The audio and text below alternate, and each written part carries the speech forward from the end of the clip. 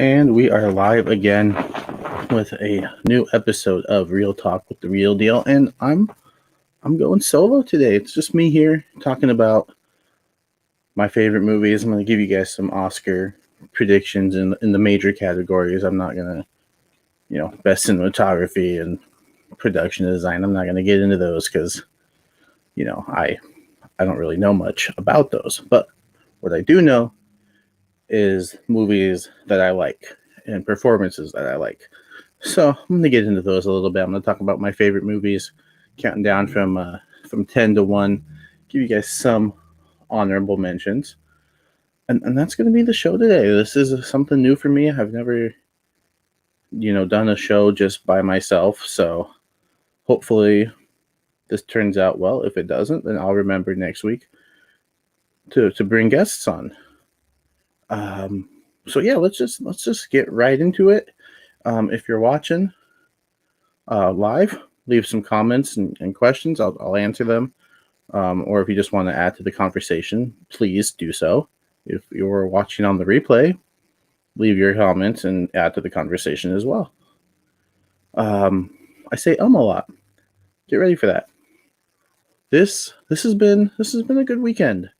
We had the finale of Falcon and the Winter Soldier, and I absolutely loved it. I'm not going to get into it too much because next week's episode will probably dive into that a little bit more. And we also had Mortal Kombat, and this seems to be a very divisive movie so far, just a few days after its release. There's the boat that of people that thought it was terrible, and it's not an upgrade from the 90s version. And then there's people on the boat of I loved it. This is a movie that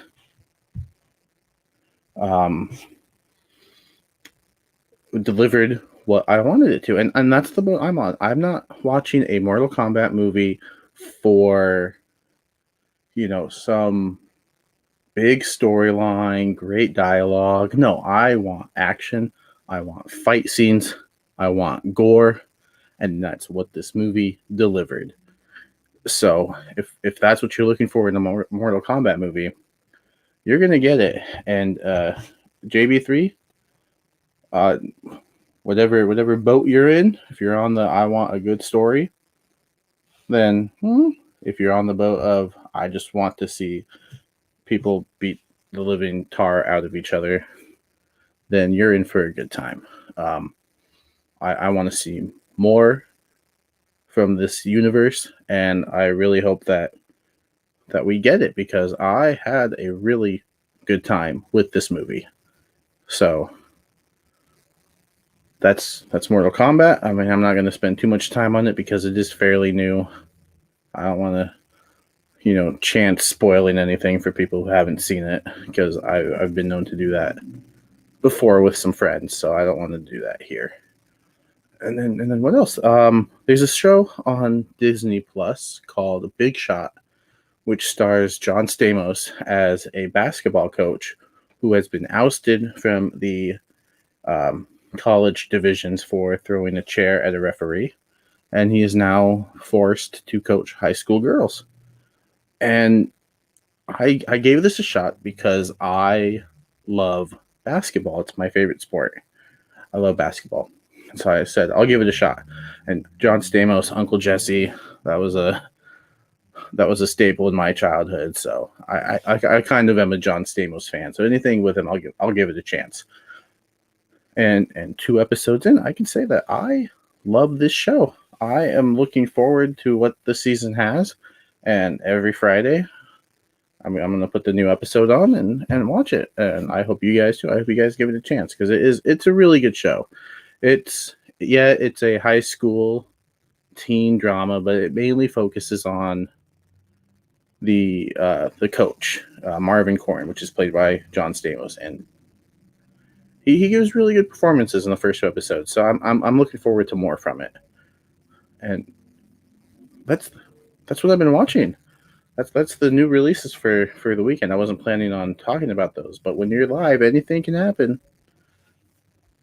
So let me get in. I think we'll start with this. I think we will start with the Oscar predictions. This show happens in just a few hours.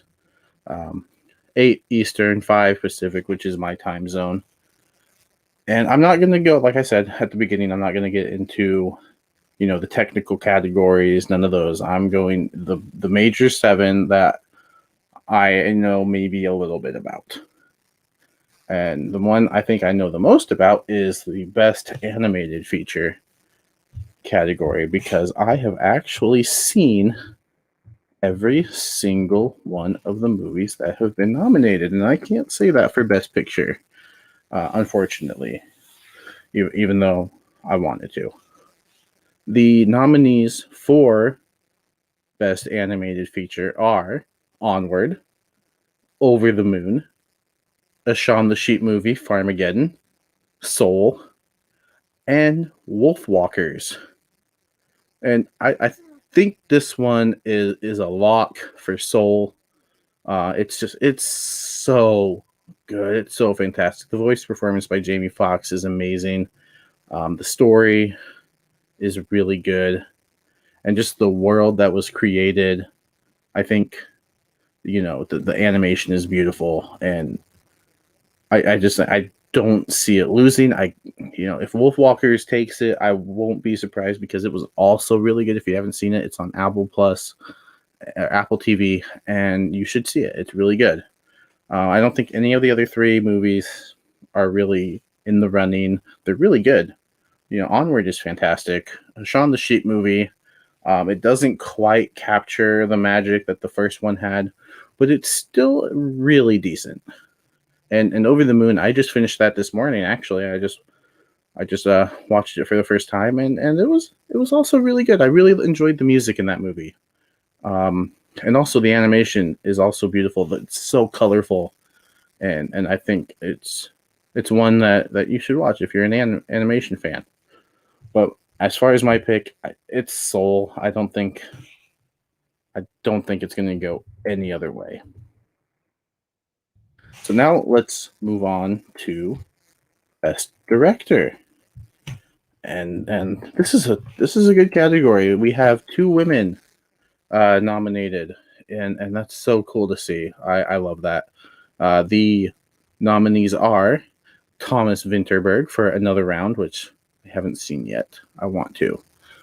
David Fincher for Mank, Lee Isaac Chung for Minari, Chloe Zhao for Nomadland, and Emerald Fennell for Promising Young Woman.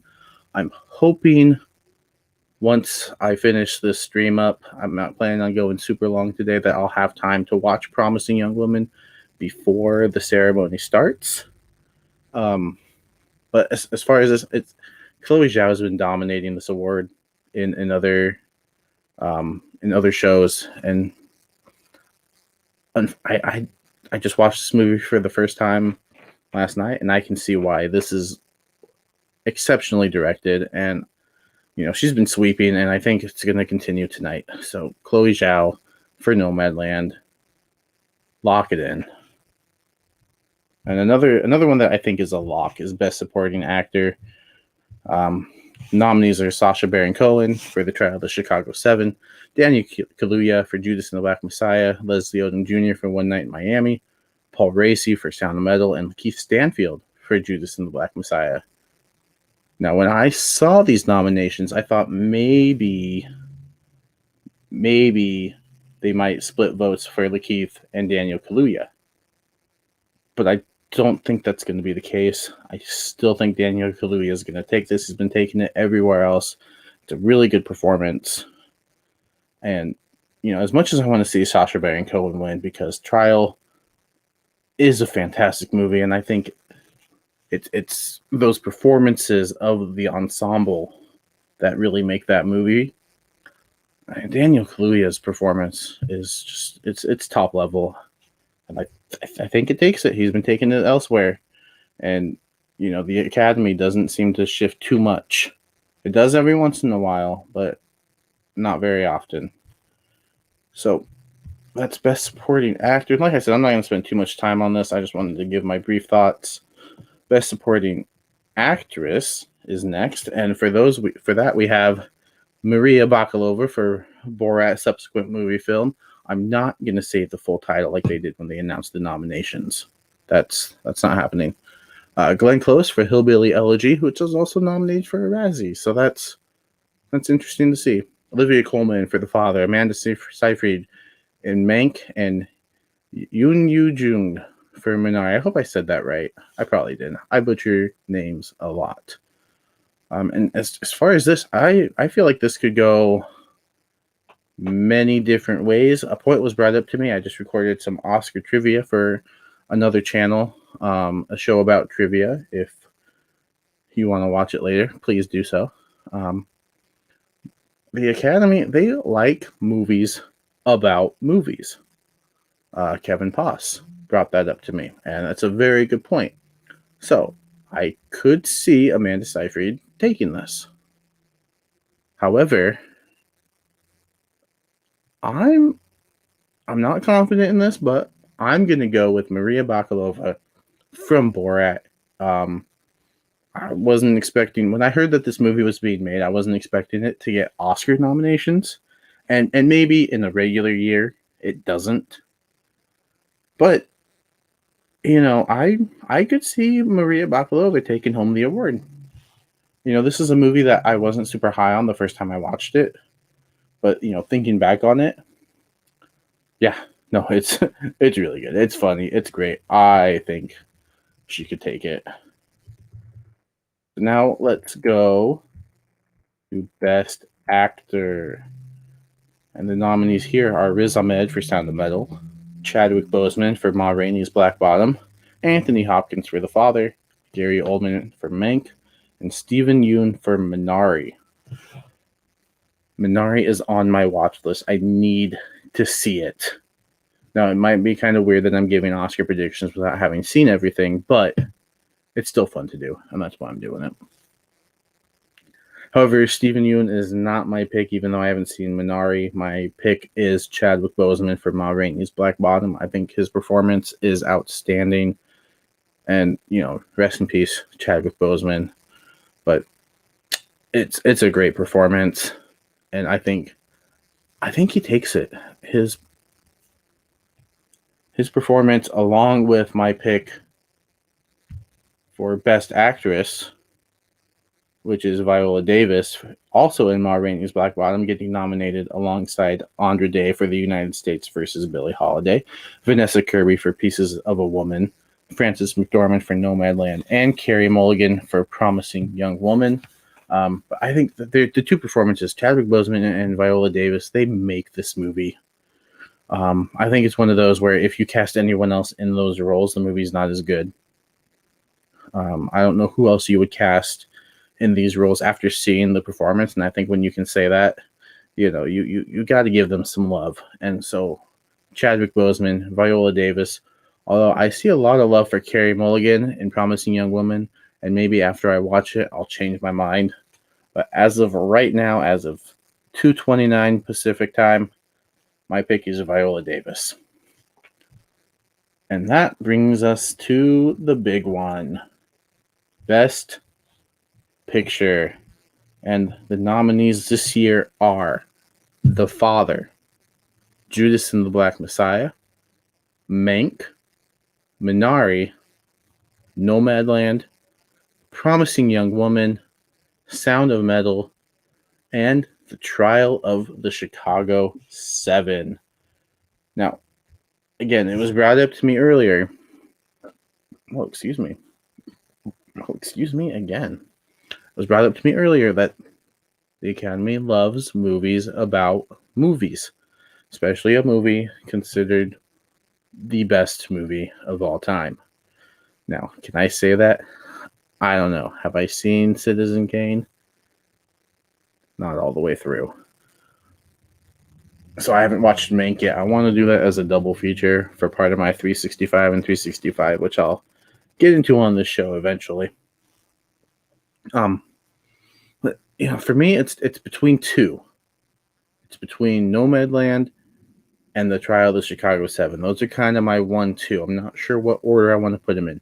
But after that point was brought up to me, Mank is up there now. Could Mank take it?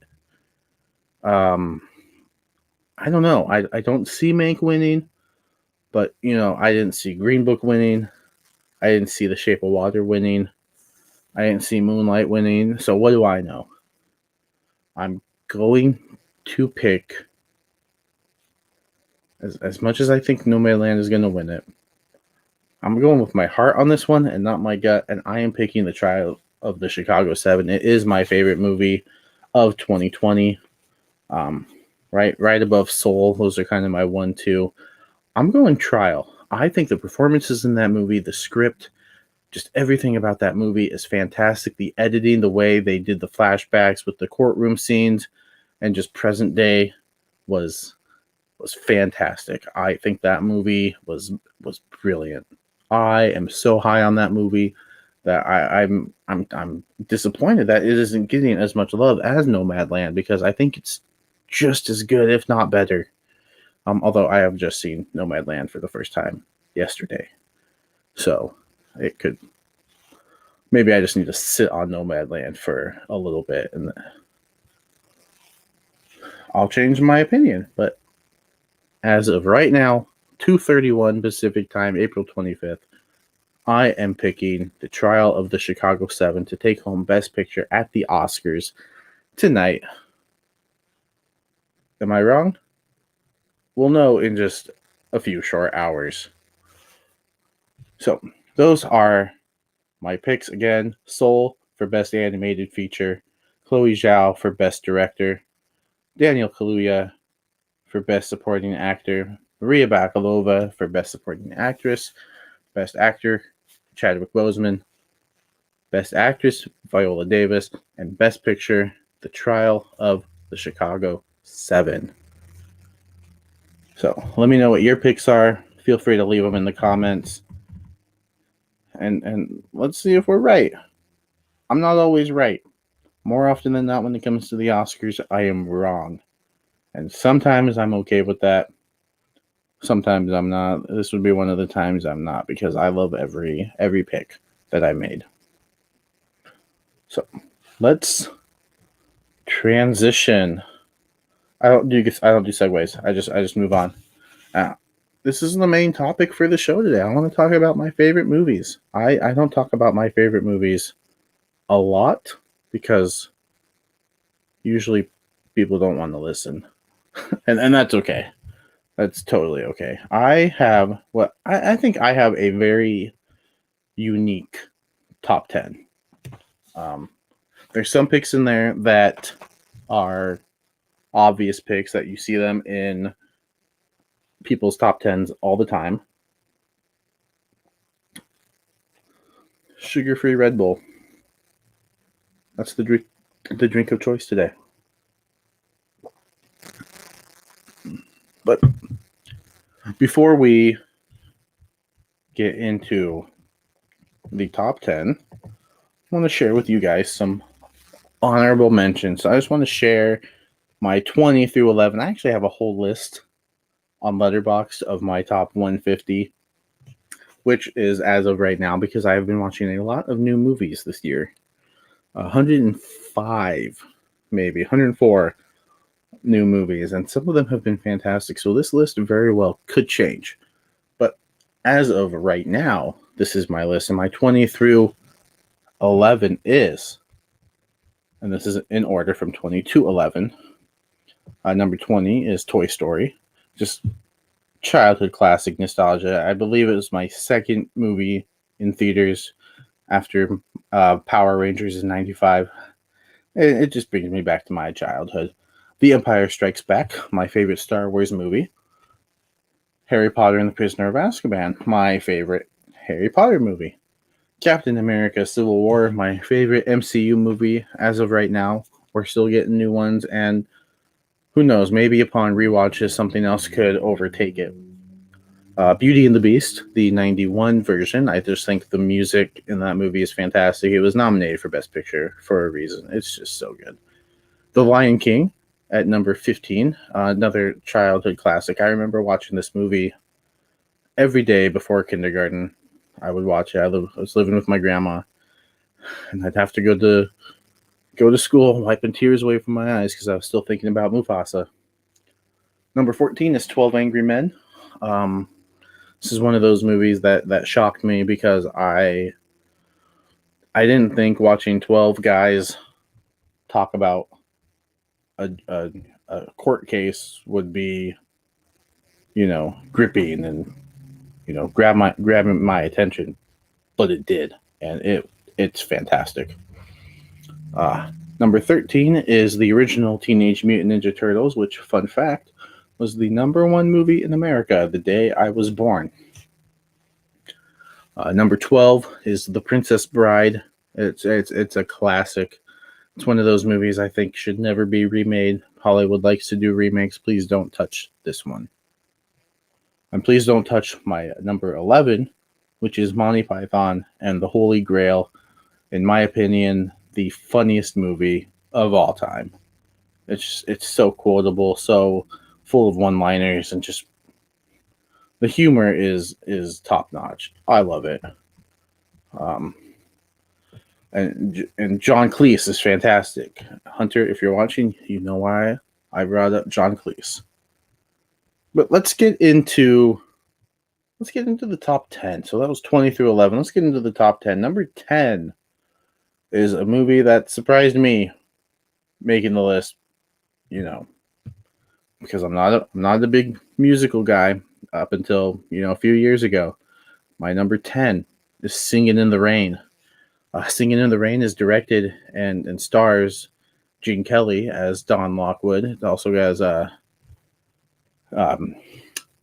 Debbie Reynolds as Kathy Selden, and the chemistry between those two is just great in this movie. This is one of those movies that I can turn on and just have a good time. I don't have to think about it. I can just watch it. The music is fantastic. The dancing, the choreography is terrific. Yeah, I think I even watched this for the first time in the rain. I didn't sing because that's not something I do. People wouldn't listen if I sang. So don't expect any singing on this channel from me, by the way. But yeah, the opening scene is really great. I love the flashback, kind of giving you the backstory of how Lena Lamont and Don Lockwood came to be in this relationship that they're in. The supporting actor,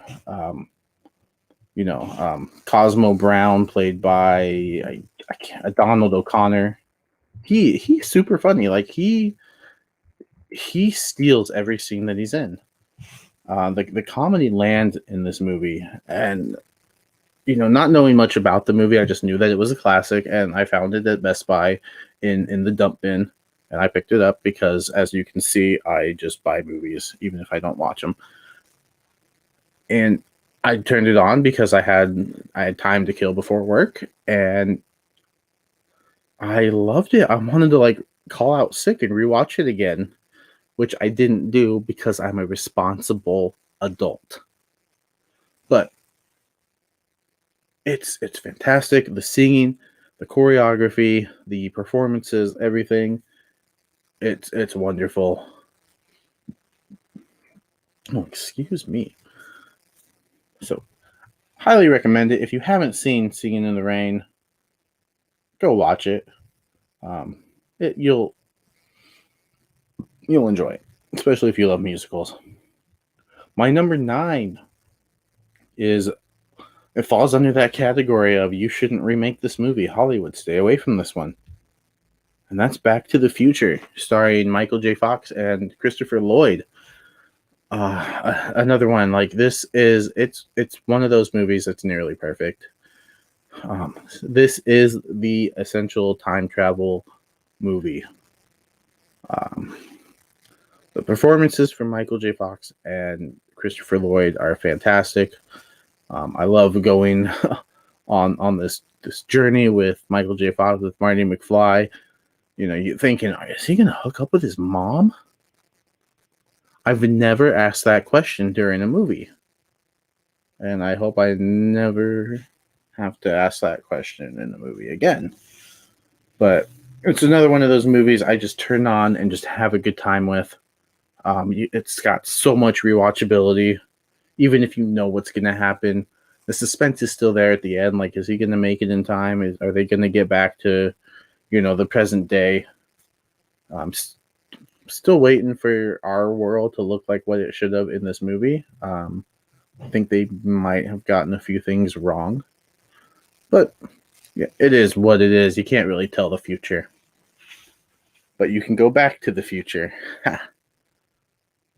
So that's my number 9, Back to the Future. It's a classic. Everyone loves it. I haven't met a person yet say, it's not my thing. At number 8 is another. It's a childhood classic. I don't see this on a lot of top 10 lists, but it's in mine, and that is Willy Wonka and the Chocolate Factory. This was on repeat in my room as a kid and as a teen. I just loved it. I could watch it. I could sing the songs. I could, be mad at Grandpa Joe for, staying in bed for however many years. But the minute he gets a chance to go to a chocolate factory, he's up and at him. But no, it's one of those movies that just brings me back to my childhood. Which we all love to do sometimes, I think. We all love to go back to our childhood. Gene Wilder's performance as Willy Wonka is spectacular. The way they were able to create the chocolate factory looks cool. Like, I would visit that. I don't know if I would drink the chocolate like Augustus Gloop did, because it really didn't look like chocolate, if you know what I mean.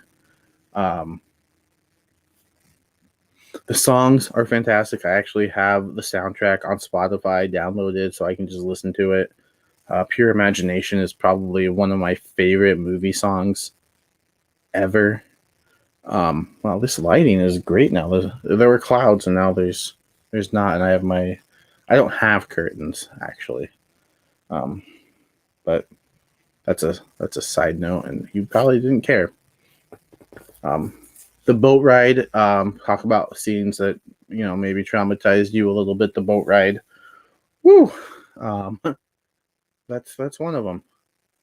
And just everything about this movie. It's got a happy ending, and it's a good family film, and one that I have watched 802 times maybe, and I will probably watch it 802 times more at least.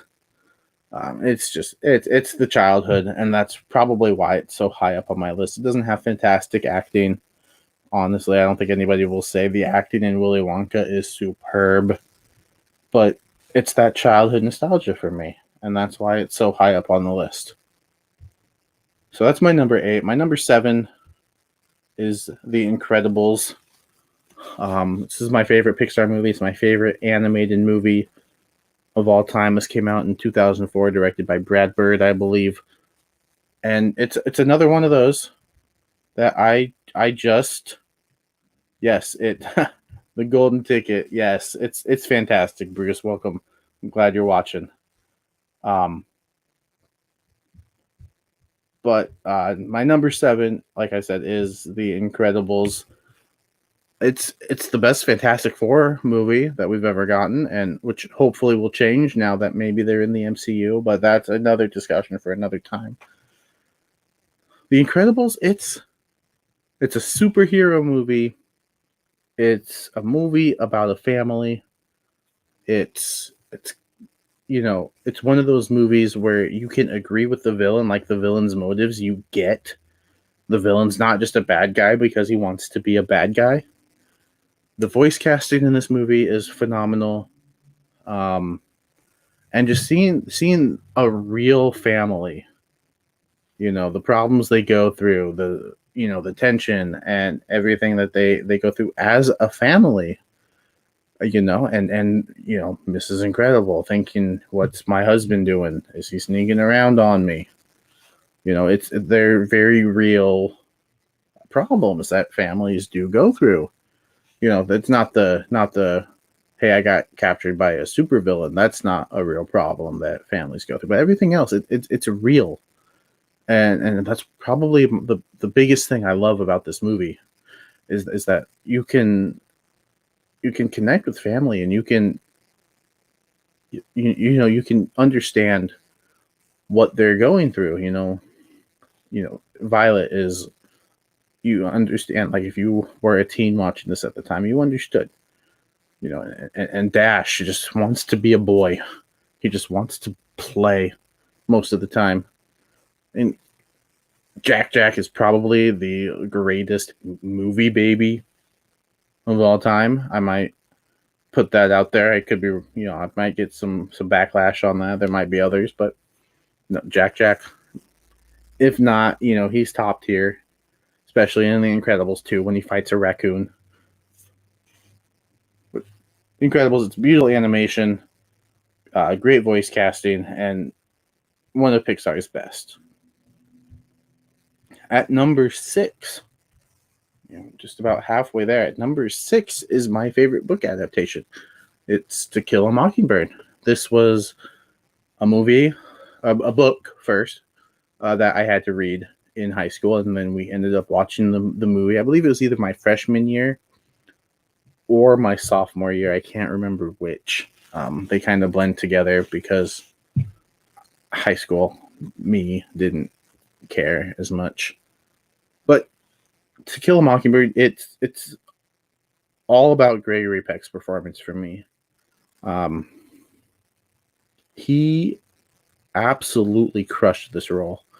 He was so good. The kid actors too. I can't remember their names right now, but they were really good. And this is probably so high up for me because of one scene, and that's the courtroom scene. When he's questioning, his witnesses, and he's given his, closing arguments or his opening arguments. I can't remember which right now. I was glued to the screen. I absolutely loved it, and it's one that I don't revisit it a lot, but when I do, oh man, I'm glued to the screen, and I can't take my eyes off it because it's just so good, and it's got a Robert Duvall cameo at the end as Boo Radley, and that is something I picked up on after several rewatches. So, that's my number 6. There's not much to say. It's not a big action movie. It's not a comedy. There's really no jokes in it. It's just a really good book to screen adaptation, and I love it. I really do. At number 5 is the movie Finding Neverland, starring Johnny Depp and Kate Winslet, I believe. And this is a movie about the playwright J.M. Barrie and how he kind of came up with the story of Peter Pan. And this also features a young Freddie Highmore, and it's mostly a feel good movie, up until the end. Excuse me, I don't know why. It's the sugar-free Red Bull. That's what it is. So I take another drink. That makes sense. But this movie, it's got great performances all around, and I think maybe for me it's just because I like the Peter Pan movie, the Disney version. I really enjoyed it, so I was like, oh, let me turn this on. Biopics are something I'm a big fan of. And I was not expecting to get this emotional at this movie. Freddie Highmore delivers one of the best kid performances I've ever seen. He just absolutely delivers. And the ending, it got me when Johnny Depp's character, J.M. Barrie, and Freddie Highmore's character, which I can't remember his name off the top of my head. I think it might be Peter, actually. I didn't look into it. I haven't really rewatched it for a while. I just remember. I just know that I really love this. I've seen it a lot. Um, I get emotional, and when the movie can do that to me, it's special because I don't get super emotional at a lot of movies, but when it does happen, it happens. And this was one of them. I teared up, and I think part of that is um, I don't like to see kids cry, um, and I don't like when young kids lose their parents. You know, even in real life, it's just something I don't, especially in real life. It's just not something that it's not something that I want to see. So when it does happen, I do get emotional, and also seeing the growth in um, the grandmother of the children. I thought that was done really well. Um, yeah, and it was nominated for Best Picture, so a lot of other people liked it too, and it's one of my favorites. And if you haven't seen it, I highly recommend it. Let's move on to number four. Number four is Inception. I've seen this movie twice, but that first time watching it, it was like, I loved it. The acting is incredible. The directing is incredible. The action scenes are incredible. That hallway hotel fight scene is one of my favorite scenes in all of movies. And this concept was so new to me. Even though I even just watching it for the first time like 3 or 4 years ago, I didn't watch this when it first came out. Um, I missed it for a long time. But that first rewatch also, you know, you pick up on more, and I love how Nolan writes his movies, and he just keeps you guessing, keeps you thinking, keeps you wondering like what's gonna happen, and when a movie can do that to me, I I pay more attention than, you know, like in Finding Neverland. I can I can kind of look away for a little bit and still know what's going on. Like if I get distracted, it's not a big deal. But in Inception, it's one of those movies where I'm glued to the screen and I'm just like, oh my goodness, what's happening? And on rewatches, you can pick up new things here and there, like, oh, I didn't know this before, I didn't see this before. And that's really cool to me. And that's one thing Christopher Nolan does really well in his movies, I think. Um, and the ending is fantastic. Like you're left on the cliffhanger, and you're just at the end like this, like you don't know what to think. And when the movie can do that, it's special, I think. And Christopher Nolan knows how to do that extremely well. Number three is Logan. This is the most recent movie on my list. This has been number three since it came out. I absolutely loved it. Hugh Jackman's performance is top notch. He's my favorite actor of all time, and this movie kind of just like solidified it because he gives in what I think is his best performance in any movie ever. Patrick Stewart as Charles Xavier also, like, he was snubbed for best supporting actor. Like, he deserved a nomination. I'm glad he got something and it was recognized because this movie is fantastic. It's my favorite X-Men movie. It's my second favorite superhero movie. You know, it's full of action, it's full of drama, it's full of emotion. And if you haven't watched it in black and white, watch it in black and white. It adds something. I'm not sure how to describe it, but it adds something in it. And it actually may even elevate it just a little bit. Um, This is the only movie to make me cry twice.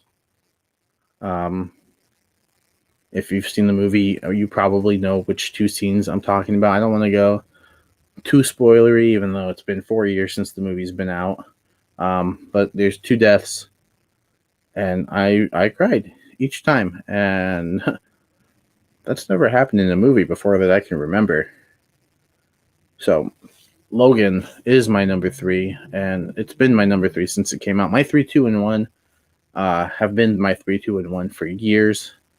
I don't see them being overtaken by anything, although it's possible because, like I said, I'm on this kind of journey of watching new movies, like new to me movies, not 2021 movies. That's not what I mean by new movies. So this list very well could change when I'm done with that. So my number 3 is Logan. My number 2, my runner-up, is The Dark Knight. It's The Dark Knight. It's fantastic. It's got the best Joker performance in my opinion. I know people really like Jack Nicholson. I think he's fantastic, but I think Heath Ledger just goes a step above and just really delivers a haunting performance as the Joker. Christian Bale's Batman is he's my Batman. I love Michael Keaton as Batman, but Christian Bale is my Batman. I think he is so good in the role. Michael Caine, Morgan Freeman, Gary Oldman, like this cast just delivers. It's another Nolan movie, and he really brings a unique directing style, I think, to the Batman character and franchise. Picking up where Batman Begins left off, and I think he delivered on a movie that is widely considered one of the best of all time, not just in the superhero genre, but just in general. And yeah, it's so good. Like I could gush about it forever, but I don't want to take up too much of your time today. It's The Dark Knight. I don't know what I can say that hasn't been said about this movie before. It's really good. And because I want to spend some time talking about my number 1. So just to recap real quick, my number 10, Singing in the Rain. Number 9 is Back to the Future. Number 8 is the original Willy Wonka. Number 7 was The Incredibles. Number 6, To Kill a Mockingbird. Finding Neverland at number 5. Inception at number 4. Logan at number 3. The Dark Knight at number 2. And at number 1 is Sweeney Todd, the Demon Barber of Fleet Street. This is my favorite movie of all time. I absolutely love this movie. It's directed by Tim Burton, and it stars Johnny Depp, Helena Bonham Carter, Alan Rickman, Sacha Baron Cohen, and Timothy Spall. And they all give such good performances. This was a movie that I did not watch on its initial release. That's true of a lot of these movies, actually, except for Logan. I saw it pretty soon after it came out. But Sweeney Todd was very much a surprise to me because I didn't know anything about it. I know now that it's based off a stage production, but at the time, I knew nothing. I didn't even actually have a real copy of the movie. All I had was a disc with the title Sweeney Todd, the Demon Barber of Fleet Street, and it was rated R. And apparently that was enough to sell me on the movie because I put it in immediately. And not knowing what to expect, I was immediately brought into this dark world, and Johnny Depp started singing, and I had not heard Johnny Depp sing before. And this movie just it brought me in, and I didn't want to leave, even though people were being murdered with razors. I saw Johnny Depp, I saw Helena Bonham Carter, and I was like, oh, cool, she's in the movie. Like I didn't look anything up about this movie. I just put it in, started watching, and oh my goodness, I was so glad I did. Like, it didn't become my favorite movie immediately. Like, it took a few rewatches, but that initial first time watch, I was blown away by this movie. It's got that unique Tim Burton style that I love. That and especially one that I've grown to love even more. As a film fan, as I've been watching more movies in the last few years. Um, I didn't know Johnny Depp could sing. I didn't know Alan Rickman could sing. Um, and the story and seeing Sacha Baron Cohen too, because like I only knew him as Borat. That was my knowledge of Sacha Baron Cohen, was that he was Borat, and seeing him in kind of this serious role and hearing him sing, I my jaw dropped a few times watching it. And as I've rewatched it, I've just become more in love with the songs, more in love with the performances, and just more in love with Tim Burton's style that he brings to this movie. It's a dark movie, and there is that one scene where Mrs. Lovett's singing about maybe a future with Sweeney Todd, where it's just so bright, and Johnny Depp is still so dark and kind of colorless almost. And I just remember being in awe of this whole movie.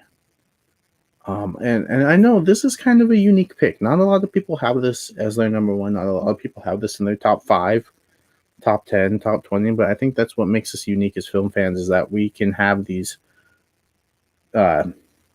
different opinions on movies, and that's one thing I love about this community that we're in. So yeah, Sweeney Todd, great performances, great music. The way they did the blood and the killings was really good, and the ending.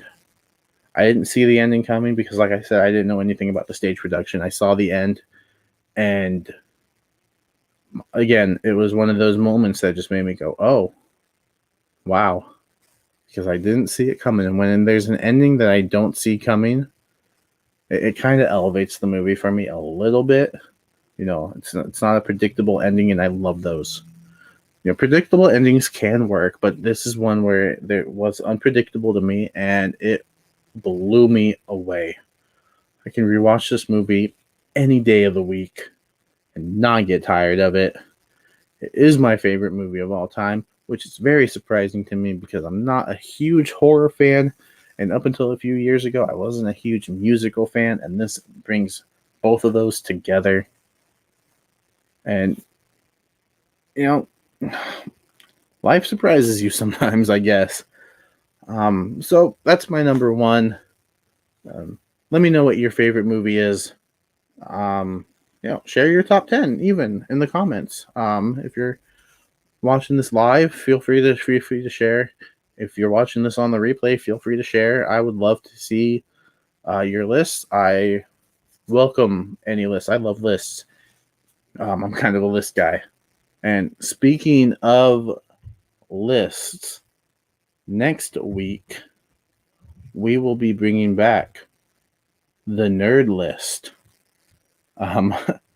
Yes, we will be bringing back our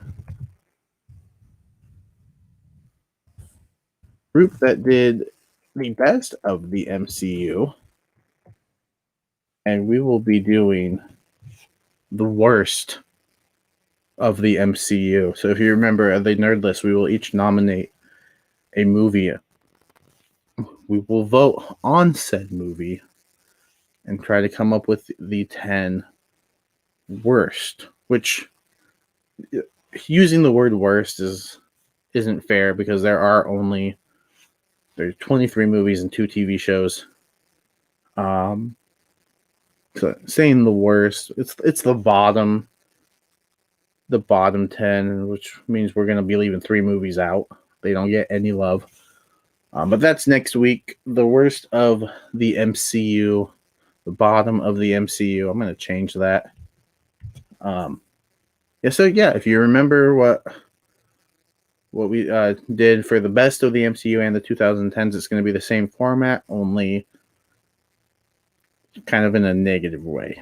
So I hope you can join us for that. Um, so yeah, again, let me know what your favorite movie is. Let me know what your Oscar predictions are. I think I'm going to be wrong on maybe 3 out of the 7 that I predicted. Um, but only time will tell. That happens in a couple hours. I'm going to try to watch Promising Young Woman before the ceremony starts. So with that, I am going to leave you and join us next week when we do another nerd list. And I hope you guys have a good day. Take it easy.